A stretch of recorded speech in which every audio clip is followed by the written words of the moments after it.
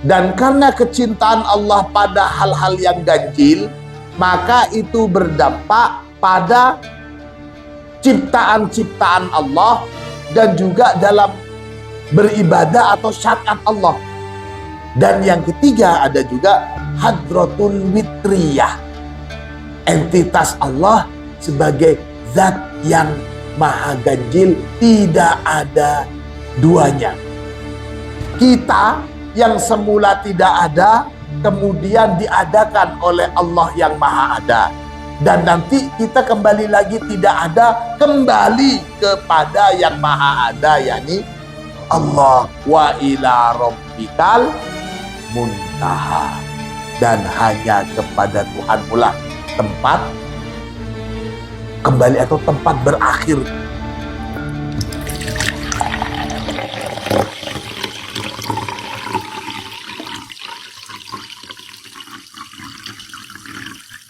Bismillahirrahmanirrahim. Alhamdulillahirabbil alamin. Allahumma shalli ala sayyidina Muhammadin al-fatih lima uhlika wal khatim lima sabaqa nasiril haqqi bil haqqi wal hadi ila siratikal mustaqim wa ala alihi haqqa qadrihi wa miqdarihil azim. Rabbi syrah li sadri wa yassir li amri wahlul 'uqdatam min lisani yafqahu qawli, amma ba'du. Fuqara tijani rahimakumullah. Pertemuan lalu kita bahas bahwasanya Allah itu adalah zat yang maha indah dan Allah mencintai keindahan. Nah, pada malam hari ini kita akan membahas juga salah satu hakikat Allah serta apa yang dicintai oleh Allah Subhanahu wa taala. Rasulullah bersabda, "Innallaha witrun yuhibbul witra." Sesungguhnya Allah itu adalah zat yang witrun, itu kalau bahasa kitanya ganjil. Tapi sekarang konotasi kata ganjil itu kalau di Indonesia kan maknanya itu sedikit kurang baik.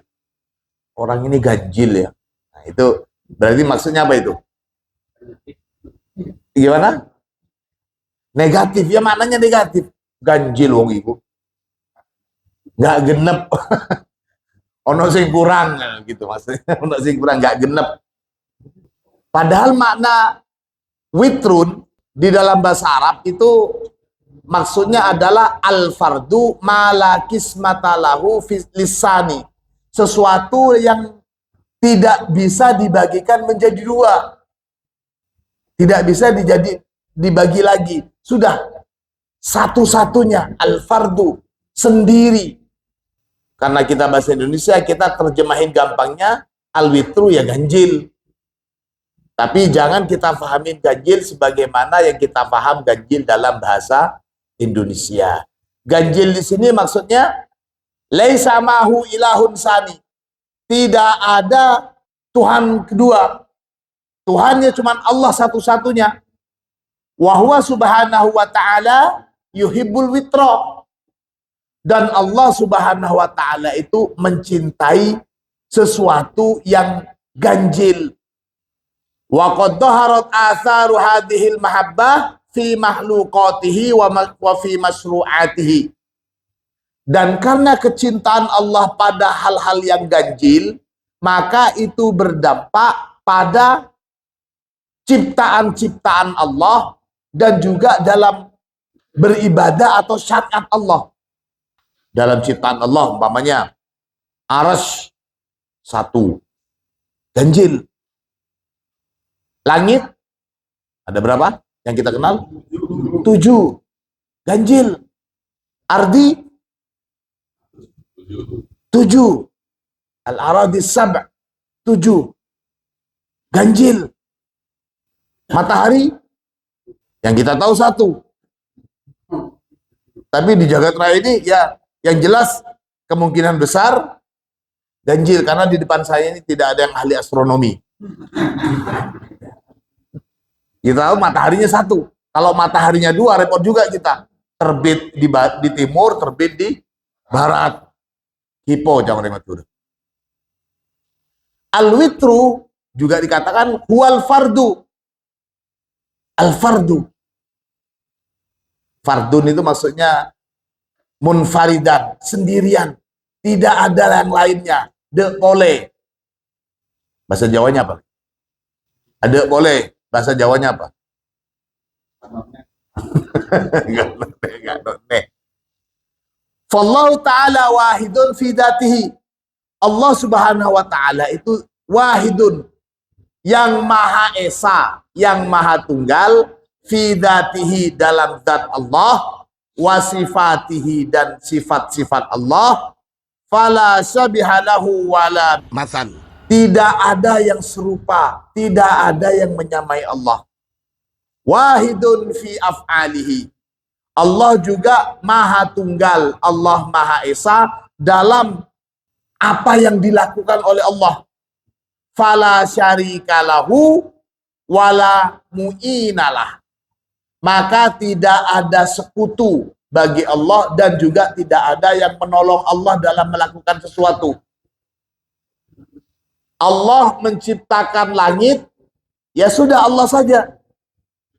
Tidak ada Tuhan lain yang membantu penciptaan langit.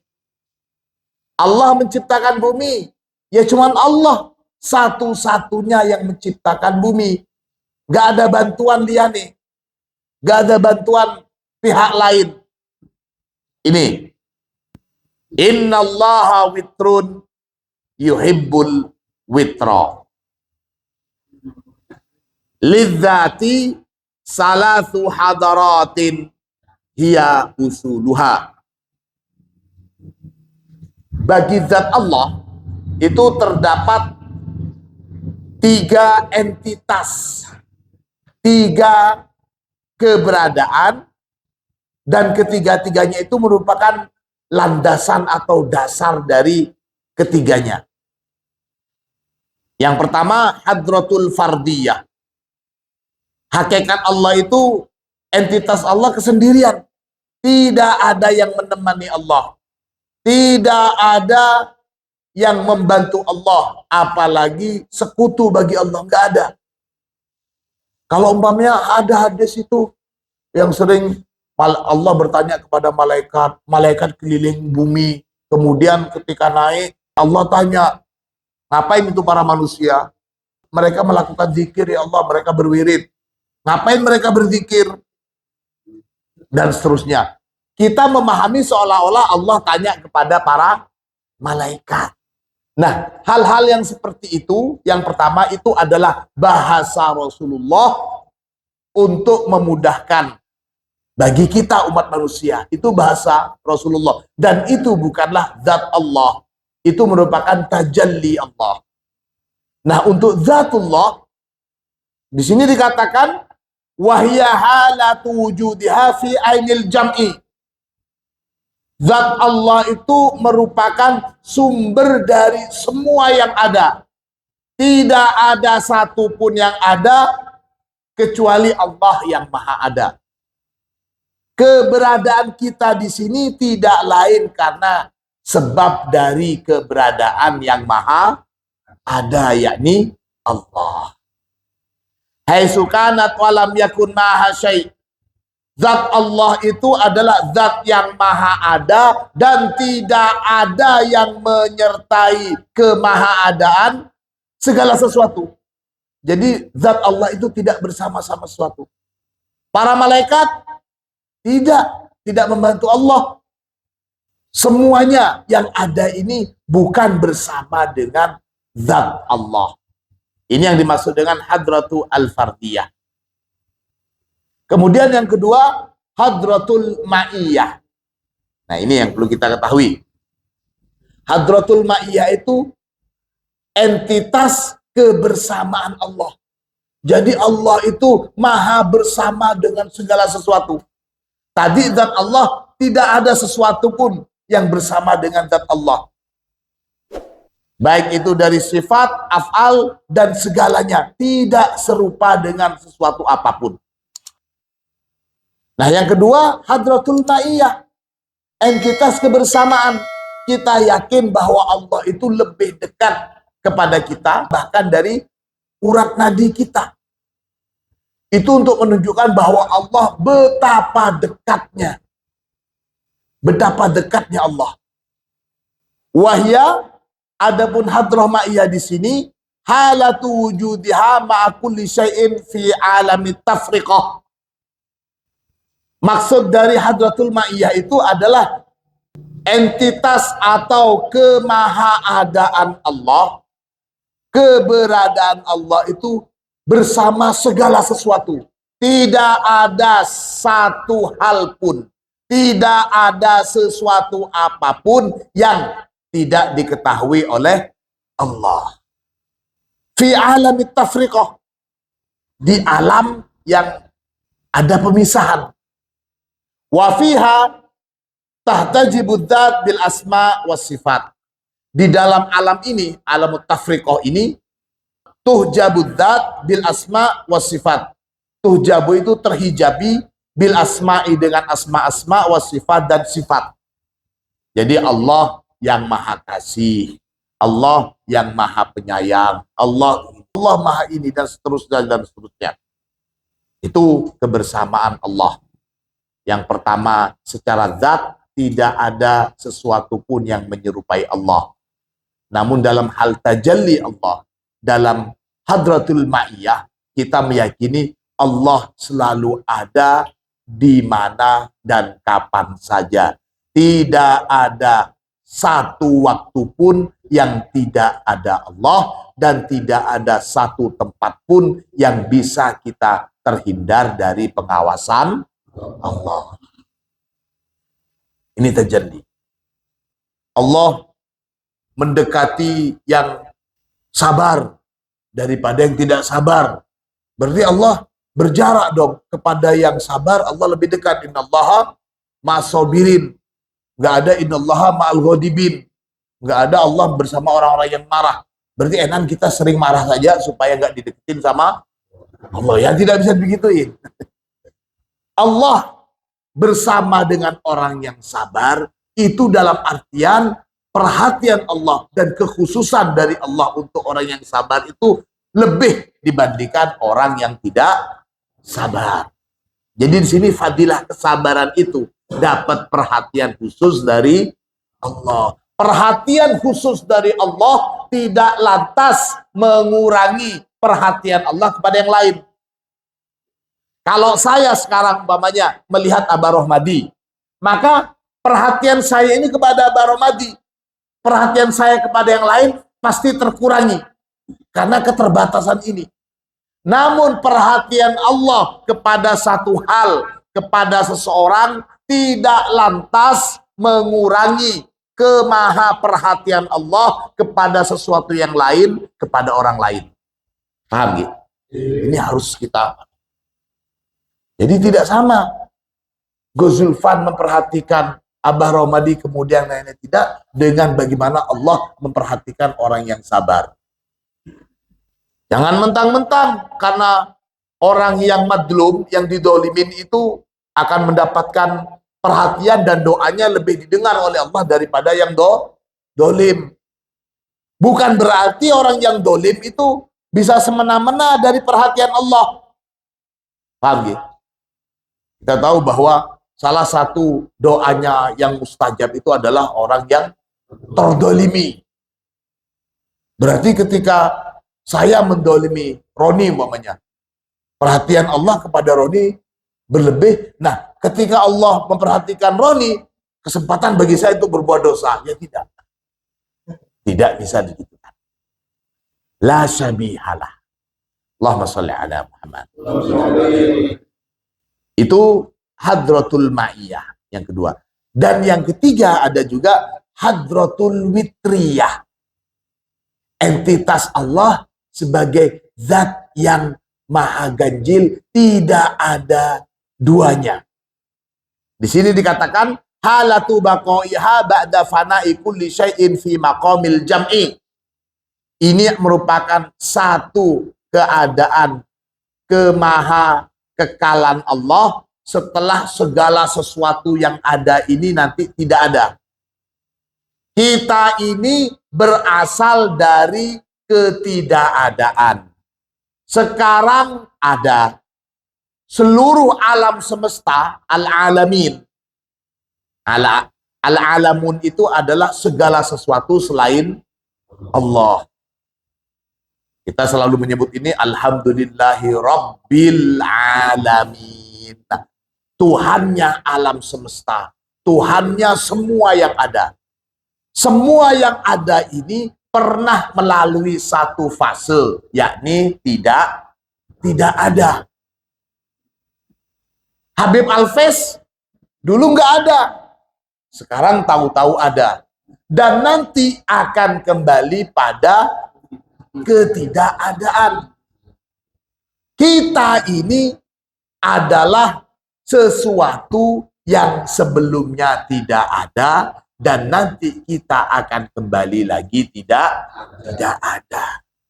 Jadi sesuatu yang sangat fitrah, sesuatu yang sangat alami, hukum alam, bahkan hukum Tuhan.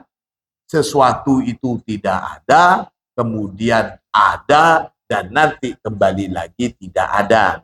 Di sini hiya halatu baqaiha ba'da fana'i kulli syai'in fi maqamil jam'i. Tidak adanya kembali kemana? Kita yang semula tidak ada, kemudian diadakan oleh Allah yang maha ada. Dan nanti kita kembali lagi tidak ada, kembali kepada yang maha ada, yakni Allah. Wa ila rabbikal muntaha. Dan hanya kepada Tuhanmu lah tempat kembali atau tempat berakhirnya. Mati itu bukan tempat berakhir. Mati itu cuma satu fase. Sama dengan kita sebelumnya dipindahkan ke alam rahim.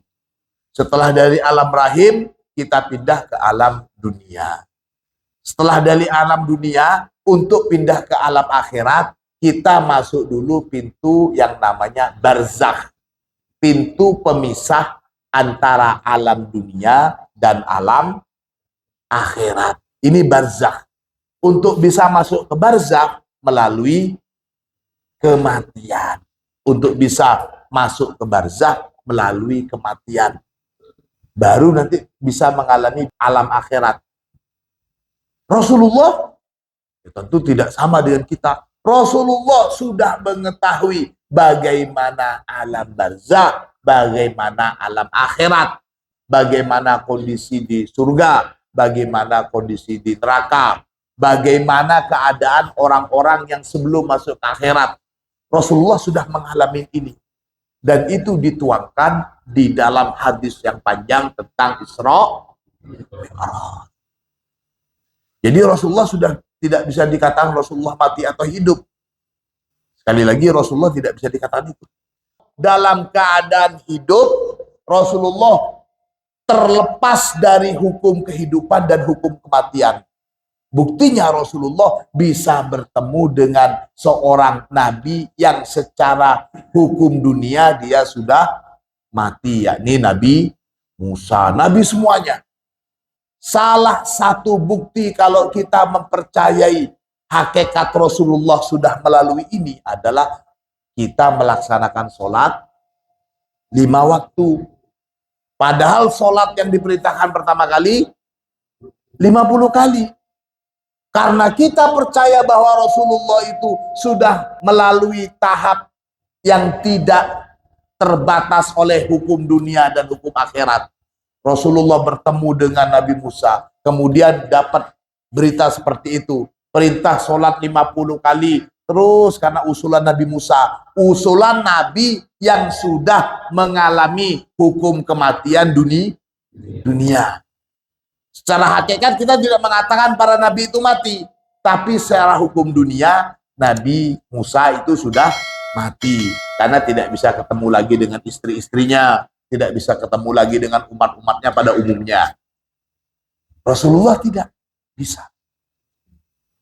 Jika Rasulullah saat hidup saja tidak terikat dengan hukum kehidupan dunia dan akhirat, juga tidak terikat dengan hukum alam barzakh, apalagi sekarang yang secara hukum dunia Rasulullah sudah berpindah ke rahmatullah, tidak menutup kemungkinan dan kita meyakini bahwa Rasulullah juga tidak terikat oleh hukum dunia.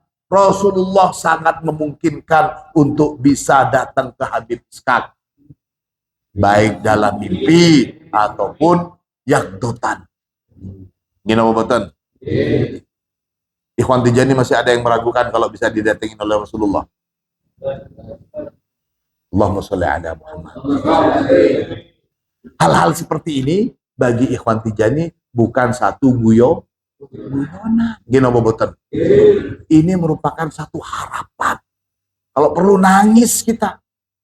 Siapa yang tidak ingin didatengin oleh Rasulullah? Didatengin oleh Rasulullah di alam dunia ini merupakan satu kenikmatan yang jauh lebih nikmat dari sekedar mendapatkan kenikmatan masuk ke surga. Gini bobotan. Allahumma sholli ala Muhammad. Ini Hadratul Witriyah. Autara Rasulullah sallallahu alaihi wasallam ala rahilah haitsu tawajjahat. Autara berwitir atau ya bahasa kitanya ini tidak sama dengan yang lain. Hanya Rasulullah begini. Ala rahilah haitsu tawajjahat. Dalam perjalanan Rasulullah di atas tunggangan Rasulullah haitsu tawajjahat. Kemana saja Rasulullah mengarah. Li'anna Nabiyya sallallahu alaihi wasallam, karena Rasulullah sallallahu alaihi wasallam kullahu wajhun bila qafa. Rasulullah itu semuanya wajah. Ini lihat. Kalau sekarang wajahnya saya yang menghadap ke depan ini. Saya nggak tahu apa yang ada di belakang saya. Saya tidak melihat apa yang ada di belakang saya. Rasulullah tidak begitu. Rasulullah bisa melihat apa yang di depannya Rasulullah, juga bisa mengetahui apa yang di belakang. Semuanya Rasulullah itu wajah. Semuanya Rasulullah itu wajah, tidak ada yang belakang. Ini termasuk hakikat Rasulullah. Di sini dikatakan kulluhu wajhun bila qafa. Rasulullah itu semuanya arah depan, tidak ada arah belakang. Habib Ishaq arah depannya mengarah ke Cak Roni, arah belakangnya mengarah ke tembok. Nah, Rasulullah itu arah depannya Cak Roni, arah depannya juga tembok. Itu maksudnya. Jadi tidak ada arah belakang Rasulullah. Rasulullah semuanya wajah. Saya berani mengatakan seperti ini kepada para ikhwan Tijani, pada para pecinta Rasulullah dan yang meyakini hakikat Rasulullah. Fa'innahu qala, sesungguhnya Rasulullah sallallahu alaihi wasallam qala, bersabda siapa Rasulullah, inni arakum khalfa dhuhri. Sesungguhnya aku itu melihat kalian khalfa dhuhri, yang ada di belakang saya. Artinya saya melihat kalian yang ada di belakang saya.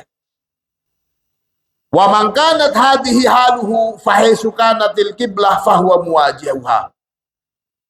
Dan barang siapa yang kondisinya sudah seperti ini, maka kiblatnya dia itu di mana saja mengarah, yaitu kiblatnya. Inni arakum khalfa dhuhri. Aku melihat kalian yang ada di belakang punggung saya. Fa aina ma tuwallu fa thamma wajhullah. Maka orang-orang yang kondisinya sudah seperti ini, fa aina ma tuwallu, dan kemana saja kalian mengarahkan pandangan kalian, fa thamma wajhullah, maka di sanalah arah kiblat menghadap Allah. tidak terbatas barat, timur, utara, dan selatan. Faman kana wajhan kulluh, dan barang siapa yang semuanya itu merupakan wajah arah depan, yastaqbilu rabbahu bidzatihi, yastaqbilu maka menghadap siapa orang ini rabbahu kepada Tuhannya bidzatihi dengan zatnya orang tersebut. Artinya sudah zat bidzat. Kalau sudah sampai hal seperti ini, itu termasuk satu karomah bagi para kekasih Allah. Summa khatamallahu ta'ala al-ayah biqaulih. Kemudian Allah mengakhiri ayat di atas itu dengan firman Allah, innallaha wasi'un alim. Sesungguhnya Allah itu wasi'un, ialah zat yang maha luas, pengetahuannya, yang maha luas segalanya, alimun, yang maha mengetahui. Fajalla jalaluhu anit takyid, maka maha suci keagungan Allah dari satu ikatan. Fahuwa kiblatul qulub, maka Allah merupakan kiblatnya hati. Wa qad wasi'a ilmuhu as-samawat, dan sungguh wasi'a, melampaui, ilmuhu apa pengetahuan Allah, apa kemahatahuan Allah, as-samawati melampaui pada seluruh langit-langit, wal ardi dan bumi, wa wasi'at rahmatuhu, dan rahmat Allah melampaui ilmahu, ilmunya Allah, was-samawati wal arda, dan juga melampaui langit-langit dan bumi. Kemahatahuan Allah itu lebih luas daripada semua langit, 7 langit dan bumi. Dan rahmat Allah lebih luas dari ilmu Allah. Rahmat Allah lebih luas dari ilmu Allah. Ini asma dan sifat. Ini al-witriyah. Tidak ada yang menyamai Allah. Maka pemaknaan witir di sini kita bisa maknai tajalli Allah itu tidak diserupakan, tidak menyerupai pada tajalli Allah segala sesuatu apapun. Allah maha kasih, manusia juga ada yang pengasih. Tapi manusia yang pengasih tidak boleh disamakan dengan kemahakasihan Allah, dan begitu seterusnya, dan begitu saja. Al-witru, zat yang tidak ada duanya. Nah, kalau kita mainin ganjil itu konotasinya ganjil. Innallaha witrun wa yuhibbul witro. Allah adalah zat yang tidak ada duanya. Allah zat yang ganjil dan mencintai sesuatu yang ganjil. Ini dari dampak kecintaan Allah, maka banyak ciptaan Allah bersifat ganjil, dan syariat-syariat Allah juga sifatnya ganjil. Salat ganjil apa betul? Salat 5 waktu. Rokaatnya berapa semuanya? 17 ganjil. Untuk tawaf hitungannya berapa kali putaran? 7 putaran. Untuk sa'i ganjil. Untuk nikah, maka kalau umpamanya masna wa thulatsa wa ruba, itu kurang kuat, lebih kuat adalah munfaridan, munfajil munfajil.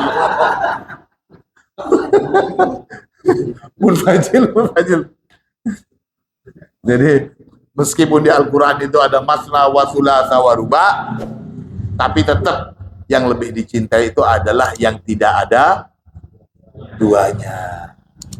Jangan maknain kalau ganjil kan 3 juga ganjil. Nah, saya lebih baik maknanya yang tidak ada duanya. Setuju ge? Allahumma sholli ala Muhammad.